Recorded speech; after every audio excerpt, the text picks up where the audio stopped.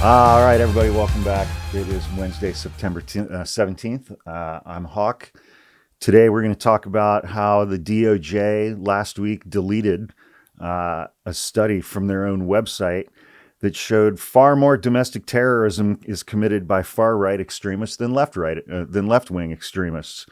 This report was available on their website up until September 12th, 2 days after the assassination of Charlie Kirk. And by the 13th, they had deleted it. Fortunately, people had saved it and it's been distributed. I have a copy of it right here. And that is actually what the report does say. But we're going to go through an article about the report first because I think there are a couple of important things. And I think this is from the Daily Beast. Again, if you enjoy my videos, please click like, leave a comment, please subscribe to my page. It is free to do so, and I would really appreciate that, even if you leave a shitty comment. Within the past few days, the Department of Justice deleted one of its own studies from its website, showing that far-right extremists have committed far more ideologically motivated homicides than far-left or radical Islamist extremists. I'm not sure how they're counting 9/11 in there, but maybe we'll find out together. The timing comes just a few days after Charlie Kirk was fatally shot while speaking at an event at Utah Valley University on September 10th. His alleged killer has been charged with murder. The state is seeking the death penalty. Charlie Kirk was a staunch reporter of Donald Trump. In the wake of Kirk's death, Trump and pretty much every other elected Republican, as well as unelected Republicans like that weaselly little protuberance Stephen Miller, have broadly blamed the radical left for the shooting, despite the evidence that's being generated by their own Department of Justice. The deletion of this study from the DOJ website was flagged by Daniel Malmer, a PhD student at the University of North Carolina, Chapel Hill, who is studying online extremism, radicalization, and conspiracy beliefs. This is an archived government report that found that, quote, since 1990, far-right extremists have committed far more ideologically motivated homicides than far-left or radical Islamist extremists. The report existed on the 12th, and by the 13th, it was gone. The report is titled What the National Institute of Justice Research Tells Us About Domestic Terrorism, was the project of the NIJ, an agency under the DOJ, and based on Internet Archives, you can still find it. The DOJ website where this report was previously hosted first displayed a message saying the agency was reviewing online content. According to a report from 404 Media, the message originally read as follows: the Department of Justice's Office of Justice Programs is currently reviewing its websites and materials in accordance with a recent executive order and related guidance. During this review, some pages and publications will be unavailable. We apologize for any inconvenience that this may cause. That message has now been updated to a single sentence. The requested page cannot be found. This report itself, I read through it and highlighted some sections, which I'm going to cover, is actually incredibly interesting and quite fascinating. Paragraph 1, excuse me. Militant, nationalistic, white supremacist, violent extremism has increased in the United States.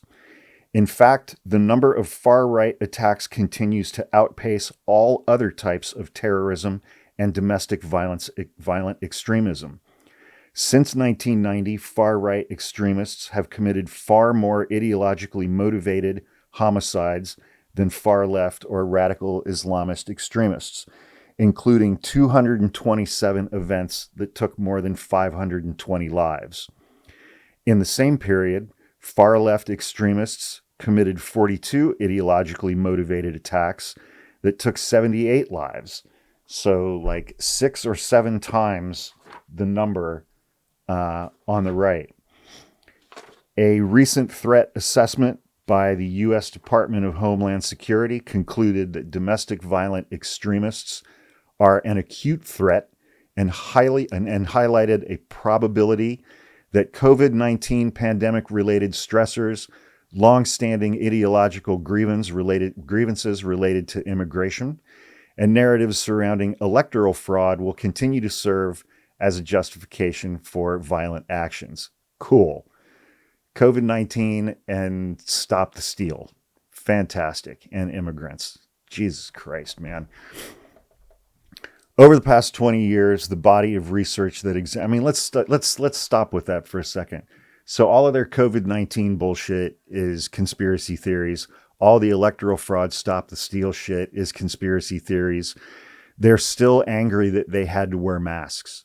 They are still angry that they had to wear masks, and they still actually believe that the 2020 election was stolen from Donald Trump. Fucking unreal, man.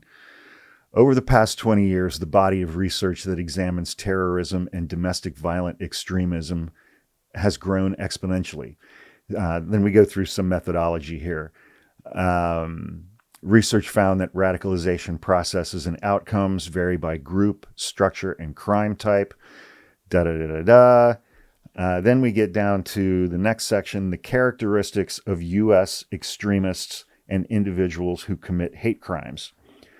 Over the past 2 decades, research that seeks to understand individual level engagement in violent extremism has grown tremendously. However, as the research field has developed, a gap has emerged between the increasingly sophisticated arguments that scholars use to explain extremism and the availability of data to test, refine, and validate those theories of radicalization. There's a diversity in belief. For example, in 2018, data sets identified extremists associated with several anti-government movements, Second Amendment militias, the sovereign citizen movement, white supremacy, eco-terrorism, anarchism, the anti-abortion movement, the QAnon conspiracy theory, and others. The prevalence of particular movements can ebb and flow over time, but at no point in recent U.S. history has one set of beliefs completely dominated extremism or hate crime activity. For instance, it is common for individuals from the anti-government militia movement to adopt views of white supremacy, or for those from the extremist environmental movement to take part in anarchist violence. Diversity in characteristics. One of the more common conclusions of recent research on radicalization is that no single profile accurately captures the characteristics of the individuals who commit extremist and hate crimes.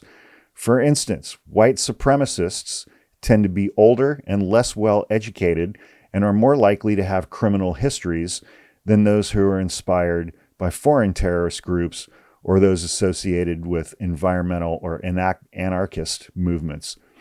Violent individuals are more likely to co-offend with peers, have criminal histories that include acts of violence, and offend while under the influence of alcohol or drugs. Then we get into a whole section on the military. We're going to talk about the military. We're going to talk about how long these plots last. Then we're going to talk about how domestic terrorists use the internet. And then we're going to be diving into white supremacist movements. According to current statistics, individuals with military backgrounds represent 11.5% of the total known extremists who have committed violent and nonviolent crimes in the United States since 1990. Although this stick with me for these next couple sentences. Although this percentage seems small, there has been a growing trend of former military members engaging in extremist offenses in recent years. An average of 7 people with U.S. military backgrounds per year committed extremist crimes in the 30 years between 1990 and 2010.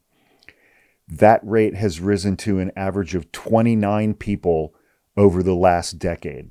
It went from 7 people from the military per year to 29 people from the military per year. Given the growth of recent given the growth of violent domestic extremism among military personnel, the relationship between the military service and radicalization has become a major concern.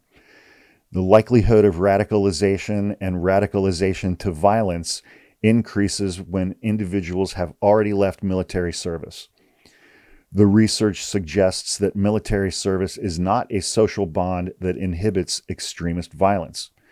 And this is, they get recruited by domestic violent extremist groups due to their military training, which a lot of these groups think will aid in the success of a terrorist attack. Also, transitioning from military to civilian life appears to be a pull factor for engaging in violent extremism. Indicators for potential involvement in extremism include a lack of sense of community, purpose, and belonging. I'm lonely, let's blow shit up.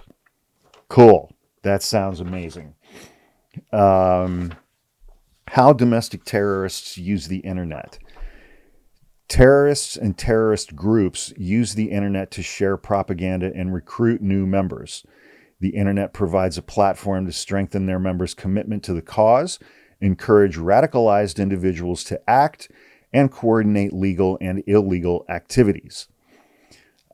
Several important insights into terrorists' use of the internet. First, web forums included discussions about a variety of beliefs such as gun rights, conspiracy theories, hate-based sentiments, and anti-government beliefs. However, the intensity of ideological expression was generally weak. Users grow more ideological and radical as other people they're interacting with in these internet spaces reinforce their ideas and connect their ideas to those from other forums. Far-right extremists were primarily interested in general technology issues on bulletin boards. Discussions focused on encryption tools and methods. These far-right extremists appeared more interested in defensive actions and sophisticated schemes for radicalization or offensive actions such as criminal cyber attacks. Now let's talk about white supremacy in this report, otherwise known as MAGA and Trump voters. Researchers conducted in-depth life history interviews with 47 former members of white supremacist groups across the United States. For this project, white supremacy referred to groups that reject essential democratic ideals, equality, and tolerance. A key organizing principle is that inherent differences between races and ethnicities position white and European ancestry above all others. Those interviewed were authoritarian, anti-liberal, and anti-liberal or militant nationalists who had a general intolerance toward people of color.